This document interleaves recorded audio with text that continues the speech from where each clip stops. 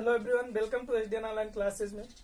आज आपको हम कक्षा 11 का अध्याय 1 जीव जगत द लिविंग वर्ड्स जो बायोलॉजी का फर्स्ट अध्याय है इसी के बारे में पढ़ाएंगे। इसमें सबसे पहले आपको जीव विज्ञान बायोलॉजी का थोड़ा सा इंट्रोडक्शन, फिर उसके बाद जीव जगत में जो कक्षा 11 का पहला अभ्यास है उसमें पहला जो हेडिंग है वो है सजीव किसे कहते हैं, उसके बारे में बताया जाएगा। पहले इसका थोड़ा सा इंट्रोडक्शन देख लेते हैं। बायोलॉजी जीव विज्ञान कहते किसे हैं। तो जैसे जीव विज्ञान जिसको इंग्लिश में बायोलॉजी कहते हैं, बायोलॉजी दो शब्दों से बायो और लॉगस से मिलकर बना है, जहां पर बायो का अर्थ होता है लिविंग्स तथा लॉगस का अर्थ होता है टू स्टडी। लिविंग्स मीन्स होता है सजीव और टू स्टडी का अर्थ होता है अध्ययन करना। यानी बायोलॉजी का जो शाब्दिक अर्थ होता है वो होता है सजीवों का अध्ययन करना। तो यानी बायोलॉजी जीव विज्ञान कहते किसे हैं, विज्ञान की वह शाखा जिसके अंतर्गत सजीवों से संबंधित अध्ययन किया जाता है, जीव विज्ञान कहलाता है। इसके अंतर्गत एक वर्ड यूज हुआ है सजीव। सजीव के अंतर्गत सभी जंतुएं तथा सभी पौधे आते हैं। पौधे और जंतु दोनों ही सजीव होते हैं, जबकि दोनों के बिहेवियर में बहुत ही डिफरेंट होता है। इसलिए दोनों का अध्ययन यदि एक साथ किया जाए तो अध्ययन में बहुत ही असुविधाएं होंगी। जैसे जंतु भी पोषण करते हैं और पौधे भी पोषण करते हैं। जंतु में भी वृद्धि होती है, पौधों में भी वृद्धि होती है, लेकिन दोनों के पोषण करने में, दोनों के वृद्धि में बहुत ही डिफरेंट होता है। इसलिए इनका अध्ययन अलग अलग जीव विज्ञान में किया जाता है। यही कारण है कि जीव विज्ञान को दो भागों में डिवाइड किया गया है। पहला है जंतु विज्ञान जिसे जूलॉजी कहते हैं, और दूसरा है वनस्पति विज्ञान जिसे बॉटनी कहते हैं।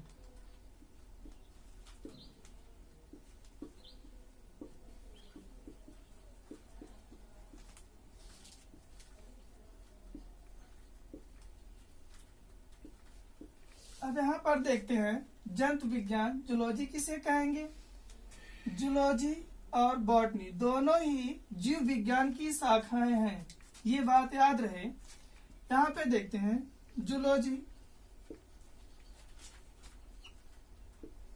दो शब्दों से मिलकर बना है, जू और लॉगस से।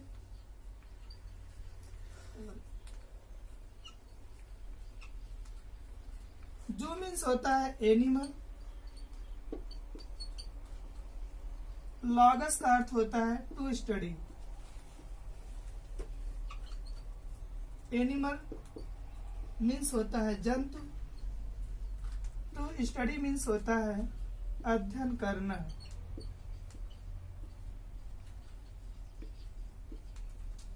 तो जूलॉजी का जो शाब्दिक अर्थ होता है जंतु का अध्ययन करना, यानी जीव विज्ञान की वह शाखा जिसके अंतर्गत केवल जंतुओं से संबंधित अध्ययन किया जाता है, जंतु विज्ञान कहलाता है। जंतु विज्ञान के बारे में सबसे पहले अरस्तु नामक वैज्ञानिक ने लगभग 1000 से अधिक जंतुओं पर अध्ययन किया था और उनके बिहेवियर के बारे में बताया था। इसलिए जंतु विज्ञान का जनक अरस्तु नामक वैज्ञानिक को कहते हैं।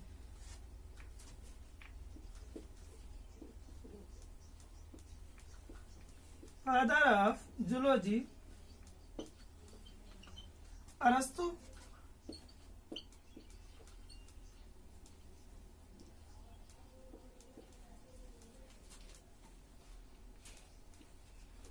अरस्तु को फादर ऑफ बायोलॉजी जूलॉजी कहते हैं, यानी जंतु विज्ञान का जनक कहते हैं।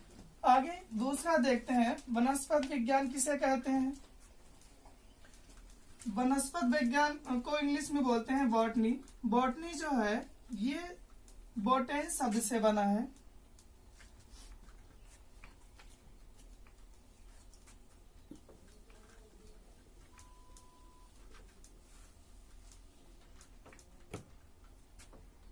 ये जो है बोटेंस शब्द से बना है और बोटेंस का अर्थ होता है टू हर्ब।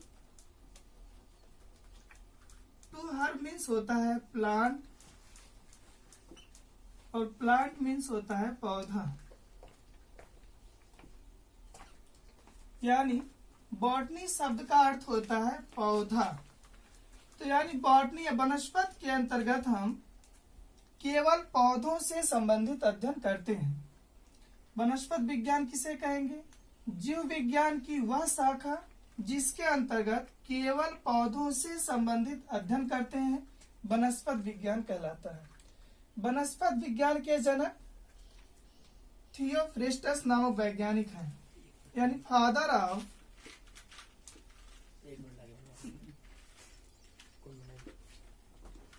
बॉटनी थियोफ्रेस्टस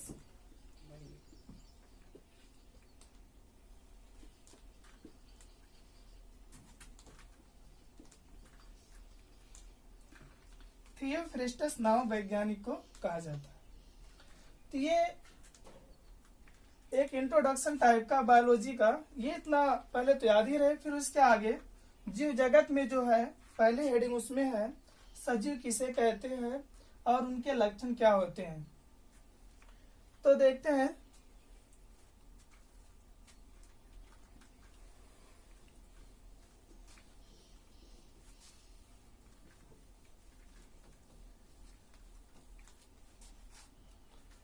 यहाँ देखते हैं सजीव किसे कहेंगे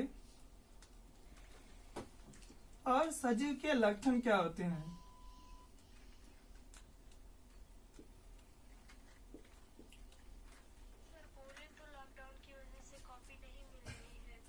सजीव वे वस्तुएं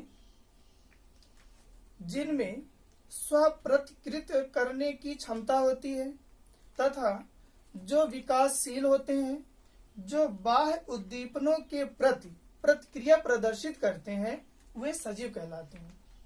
वे वस्तुएं जिनमें स्वप्रतिकृत करने का अर्थ होता है स्वतः अपनी जैसी दूसरी वस्तु बनाने की क्षमता रखते हैं, विकासशील होते हैं। विकासशील होने का अर्थ होता है कि उनके आकार में वृद्धि हो और उनके आकार के साथ साथ उनका जो मानसिक स्तर होता है उसमें भी वृद्धि हो, वो विकास कहलाता है। तथा जो बाह्य उद्दीपनों के प्रति यानी बाह्य वातावरण में होने वाले परिवर्तनों के प्रति अनुकूलन प्रदर्शित करते हैं, सजीव कहलाते हैं। तो सजीव जो होते हैं उनमें कुछ लक्षण होते हैं। जैसे पहला लक्षण देखते हैं वृद्धि, ग्रोथ।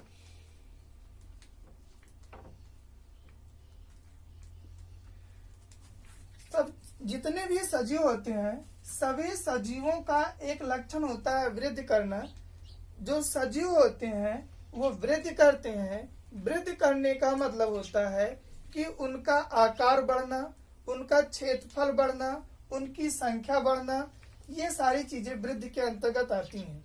लेकिन वृद्धि करना ये सजीवों का सामान्य लक्षण होता है, ये सजीवों का विशिष्ट लक्षण नहीं होता है। विशिष्ट लक्षण का मतलब ये होता है कि ऐसा लक्षण जो केवल सजीवों में पाया जाए, निर्जीवों में ना पाया जाए, उसे कहते हैं विशिष्ट लक्षण। और जो लक्षण सजीव और निर्जीव दोनों में पाए जाते हैं उन्हें कहते हैं सामान्य लक्षण। तो वृद्धि करना ये सजीवों का सामान्य लक्षण होता है, क्योंकि वृद्धि की जो प्रक्रिया होती है ये निर्जीव में भी होता है। कुछ निर्जीव ऐसे होते हैं जो वृद्धि की प्रक्रिया प्रदर्शित करते हैं, जैसे बालू के टीले, उनकी भी जो आकृति होती है, आकार होती है, वो वृद्धि करती है और वो गतिशील भी होते हैं, वो मूवमेंट भी उनमें होती है। इसके अलावा जो पत्थर के पहाड़ होते हैं उनकी भी आकार जो होती है वो वृद्धि करती है। तो वृद्धि करना ये सजीवों का सामान्य लक्षण है। इसके बाद पोषण करना ये सजीवों का विशिष्ट लक्षण होता है। पोषण न्यूट्रिशन,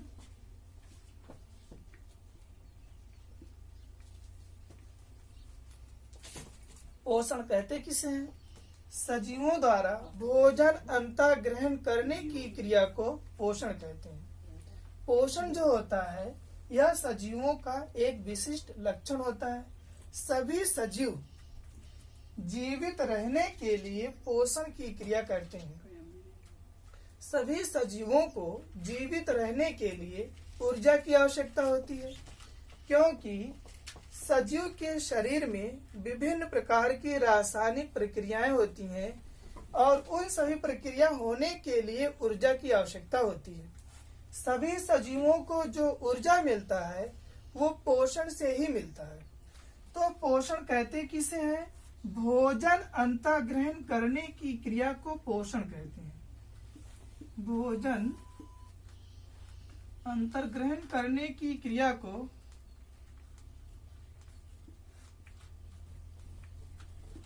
पोषण कहते हैं। जब सजीव पोषण प्रक्रिया प्रदर्शित करते हैं तो पोषण से ही उनको पोषक तत्व प्राप्त होते हैं।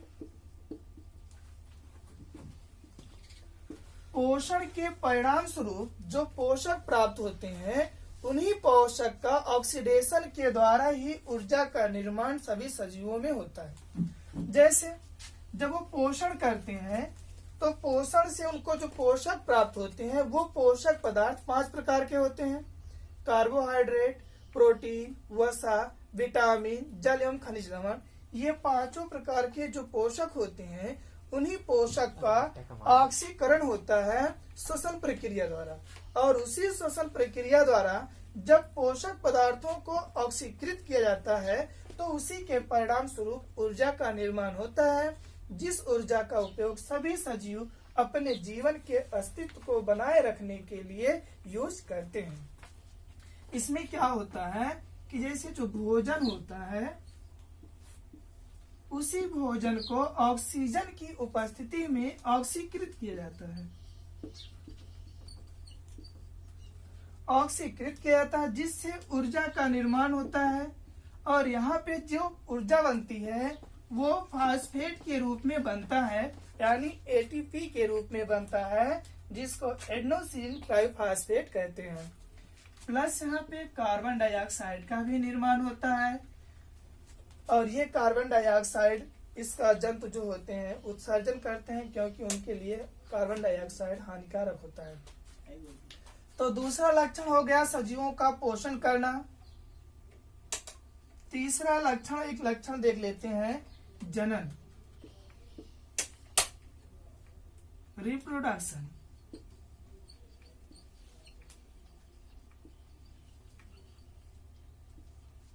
जनन यह भी सजीवों का एक सामान्य लक्षण है, विशिष्ट लक्षण नहीं कह सकते, क्योंकि सभी सजीवों में जनन प्रक्रिया नहीं होती है।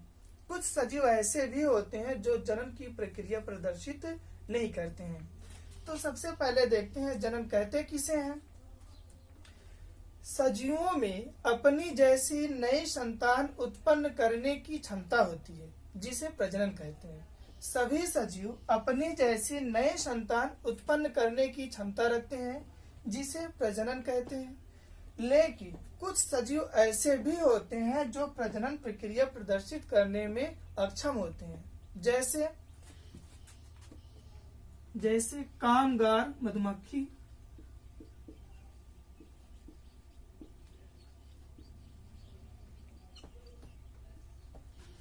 और खच्चर। इसके अलावा बांझ जो मनुष्य होते हैं, वैसे एनसीईआरटी की बुक में जो वर्ड यूज किया गया है वो वर्ड यूज किया गया है इसके लिए बांध, बंध करके शब्द यूज किया गया है। तो जो बंध मनुष्य होते हैं वो भी जो होते हैं संतान उत्पन्न करने में अक्षम होते हैं। इसके अलावा और भी लक्षण है जो आपको अगले वीडियो में बताया जाएगा। थैंक्स।